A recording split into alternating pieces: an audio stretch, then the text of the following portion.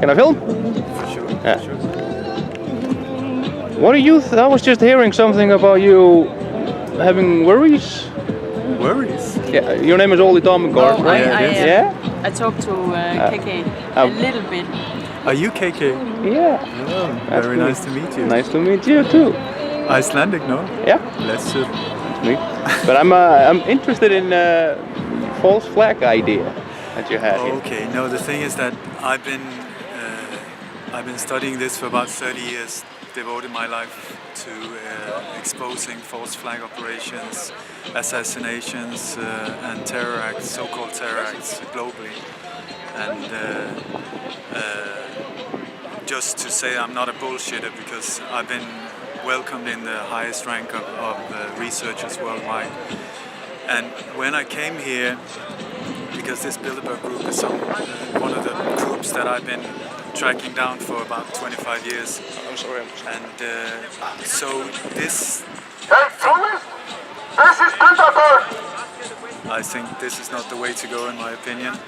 But anyway, when I first heard of this hotel, it's so different to all the other locations that they normally choose. They normally choose very isolated places, easy to secure all parameters, easy to control exits, entries to the hotel. Most of the time it's hotels, if not always, that is owned by one member in the group as well, or that family. And then this hotel, so different. I mean, central Copenhagen, right by a main street, that they don't even close off. Sea on the one side, water on one side. It's very hard to secure normally. And another building with a perfect view into the... I mean, it does not make sense at all.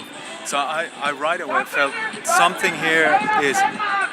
is very wrong in the state of Denmark. Yeah, I felt the same thing. Because this is not the way they do it. Absolutely not. This is crap when it comes to security. I mean, to secure this one, you would have to have 300-400 people, and you would have boats. I've spoken to, I have contacts in the CIA.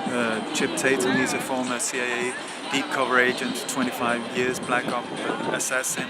He was one of George Bush Sr.'s Pegasus private hit team, who he's later turned whistleblower. And I spoke to him yesterday explaining the whole situation. He said, this is not good at all. I mean, there's something very wrong here.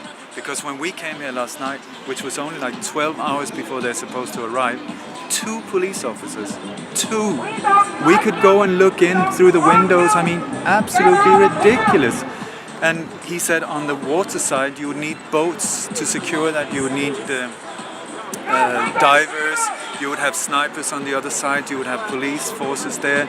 The whole thing sucks when it comes to security. So the question is, if it's bad, why on earth would they choose such a location for a thing like this? Okay, there's 2 options, I would say.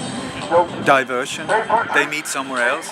They send in some limos here, and last night, they placed like 3 polished Mercedes limos just outside the entrance, just like saying, yeah, we're here, because they always come in these black vehicles.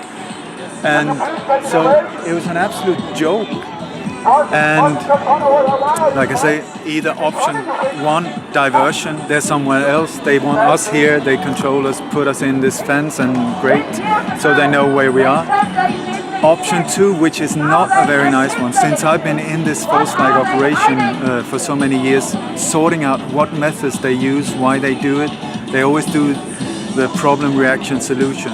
They secretly create a problem, very often a bomb, to get a reaction from the public, and the reaction is always, oh my God, something needs to be done, and then they will push forward and present us with their solution, which is every single time that it will take away more liberties from us, that would get us to demand more or accept more control, more militarized police, more, you name it.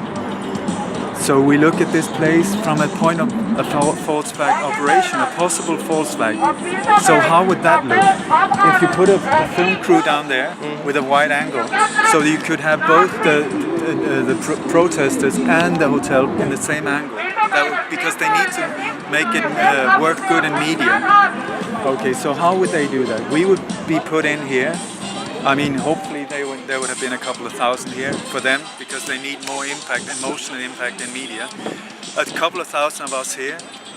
They send in some infiltrators that always look with hood and often with military boots. You can tell them a mile away, and they start getting the whole thing going with anger and start throwing things, and so it looks that the crowd is all going mad when it's actually only these people.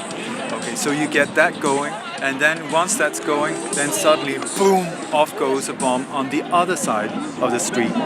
The hotel is blown out. A handful of people are killed.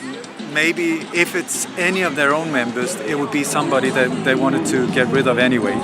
But otherwise than that, it would be low-key people that they see, like kitchen personnel, security people, cleaners, something like that. And then they can just add up, so instead of, well, say that there were 22 people or something like that to get the impact, when it's actually somebody got hurt their little finger, something like that, they would just pump that out. And then blame the whole thing on the truth movement, saying, oh my God, look at these mad people. They're here, they say they look for the truth, and look what they did. They just massacred our global, wonderful elite here. So what we have to do is, we have to stop and ban the whole truth movement. They are the ones to blame. We have to ban all protests. We have to ban all legal rights to demonstrate and so on. That would be a possible scenario in this place. Very bad for security, very good for a false flag. Exactly. So what I did last night was that I pumped out to about 35 radio stations internationally, saying an alert, saying I wish, I'm totally wrong. Nobody's going to be happier than me if I'm totally wrong and just empty words. But if it happens, I want this to be on tape before, that this was taped before anything happened. So if it happened, this can be pretended saying it was not the truth, it was an inside job, totally made to push their agenda forward.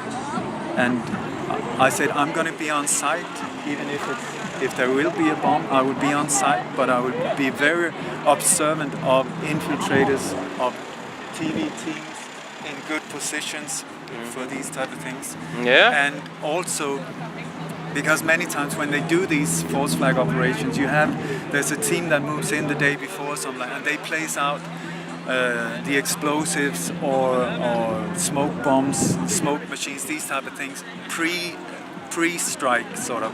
So that would be boxes or technical things that could look a bit like that thing over there, parking thing, but odd ones. And I thank God I haven't seen anything here. Thank God there's not a lot of people here, which would work for them. So I just very much hope that I'm totally wrong, and that but this whole place it doesn't make sense at all. Yeah, I mean, to me it makes kind of sense what you're saying. I mean, I've been thinking the same thing myself. It came up to me the other day. I was like, can it be? I spoke to Chip Tatum, who has been part of doing these things, and he said to me, you're totally right, there's something very wrong here. It's odd. It's very odd. So he said, be very careful, stay away, be aware of strange sounds. Also, I don't know what he meant with these sounds, but sometimes when they just before explosives goes off. But also wires. If you noticed when they blew up the government building in Oslo, you had military personnel with cables around the whole area that they removed right after the explosions and so on. But that was also a building that was more or less empty, if not totally empty, when they blew it up. And if you look at this place, I mean, empty, and it could. What they also do, if you look at Oklahoma City, 9/11, and so on, is that they choose a building that needs that has some kind of problem anyway. Blow it up. But just before they blow it up, they change the insurance policy so that it includes terror acts or these type of things, and then they make a bundle so they you know, like with 9/11, I don't know how many millions Silverstein made. I mean, that was unreal. And then they get themselves a new hotel, the insurance money, blame the truth movement, get rid of them, jail them, whatever. Silverstein even went for 2. Double. I know. Double, you know, because it was 2 buildings that went down. Called double greed. I mean, it's ridiculous. It's very simple. So. It's a beautiful day today. It's a no beautiful chemtrails at all. I mean, yeah, they're so that says something. considerate. I'm looking up and I'm just, the sky is more blue. I have seen it in a long time. Last night they were just all over the place. Yeah, it was really, it's been really great. Like the last weekend, it was great. And do you know what happened yesterday? When we were walking around here, we walked down the street. I was doing absolutely nothing, just walking on a pavement.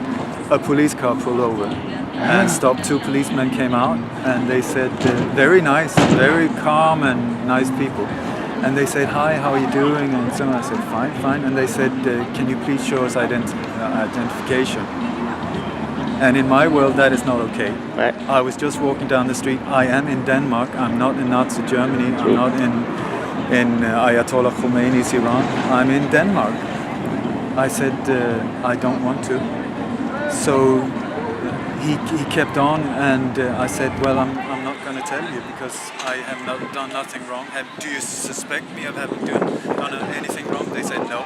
So I said, why do you want my name?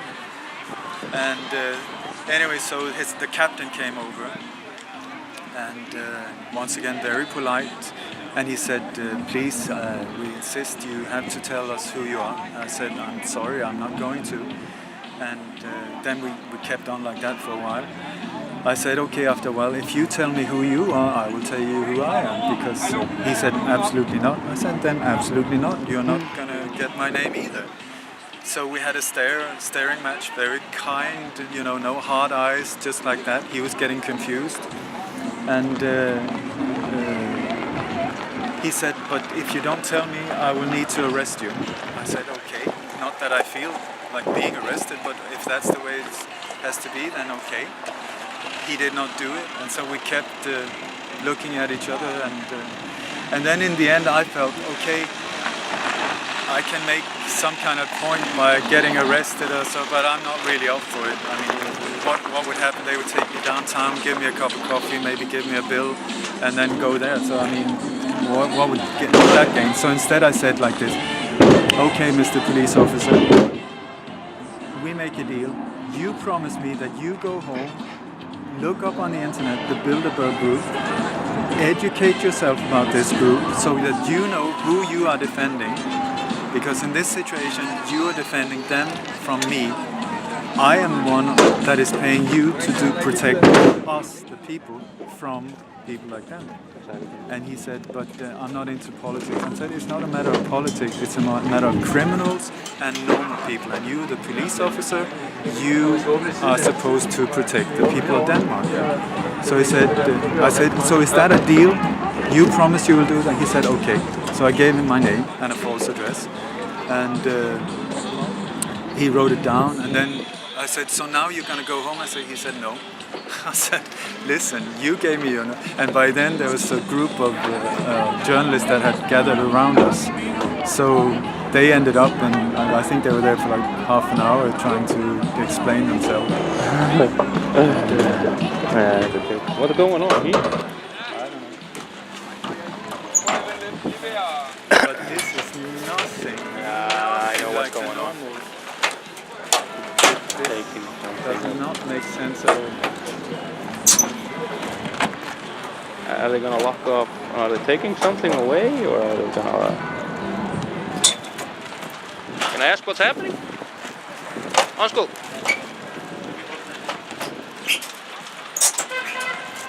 He doesn't want to talk to me either.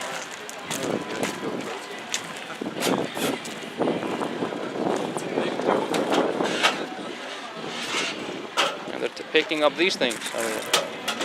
Okay. Okay. They're cleaning up. That's not that.